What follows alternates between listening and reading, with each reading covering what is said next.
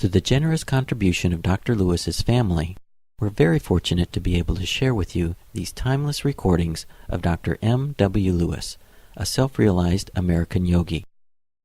Dr. Lewis was Paramahansa Yogananda's first American disciple and dearest personal friend. The wisdom Dr. Lewis imparts through these teachings will give you a dynamic and practical insight into the ancient science of yoga as taught by Paramahansa Yogananda. This lecture's title is Exploring Inner Space and was delivered in San Diego, California on March 3, 1959. We have an interesting subject this morning, exploring inner space. We hear so much about outer space. Everybody's talking about it, and I imagine our minds are becoming quite tired with space business and traveling in space and so forth. But in this traveling of inner space, it's a different proposition. Because in inner space, we really know our destination. But in outer space, the stuff I read and don't understand, I don't know if anybody knows the destination. It's quite ambiguous, I'm sure. But this inner space traveling is something that is exact and absolute. And so I want you to try and be interested this morning to get just a simple understanding of inner space. Now this definition, or what I say about inner space, is not absolutely scientific, because I don't know enough about space to tell you that, but I do know something about traveling inwardly in the search of the goal which lies hidden within us. First, I'll give you a definition of space, so as to show you or give you an idea of what this space business is. The definition of space, which I have taken from the dictionary, is this: space, that which is characterized by extension in all directions, boundlessness. Space is boundlessness, yet it is not infinite. Realize that. That in which all physical things are ordered. So you can just think about space. The sun and the moon, the planets move in an ordered way. Space is boundlessness. And yet, Einstein's theory, if you follow that, if a ray of light starts at a point traveling as it does 186,000 miles per second, in 500 billion years, that's all, it will come back to the place from which it started. That'll give you an idea of space. But that idea is not concrete enough for us, for our little brains, so to speak. But this which I will give you now is something I'm sure that you can remember. Outer space is what? Outer space is the receptacle of phenomena. The sun and the moon and the planets, and each one of us, and houses and ships and automobiles, are all things of phenomena.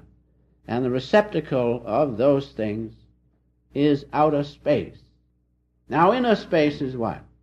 Inner space is the receptacle of not phenomena, but of noumena. The noumena of inner space, the underlying cause of things. Behind our sun is the great spiritual sun, from which our sun borrows its light. And so realize that inner space is the receptacle of the cause of things. Our bodies are here before us in outer space. In inner space, so to speak, is the cause of those bodies. The thought form from God's great consciousness, and that thought form projecting the great forces of the universe produce the spiritual part of us, the astral part of us. That's the noumena of this outer phenomenal body. So you see there's a direct difference, contrast between outer space and inner space, and I put it in a simple way that you can remember it. Outer space is the receptacle of phenomena. Inner space is the receptacle of the reality of noumena, or the cause of things. And so, where is our soul, so to speak? Our astral body is in inner space. It's inward toward the cause of this physical body. Our souls are in inner space. Inner space, the cause of outward things. Realize that, and you'll have no trouble in understanding the few things which I tell you this morning. Now, inner space cannot be known through the senses, mind, or intellect.